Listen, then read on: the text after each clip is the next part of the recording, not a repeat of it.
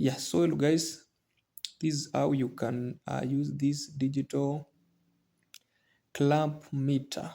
Yeah, there is continue. You can measure continuity, resistance, that is ohms, DC voltage, DC, that is DC voltages. You can measure AC voltage, 20 amp, 220, and the maximum is 200 amps.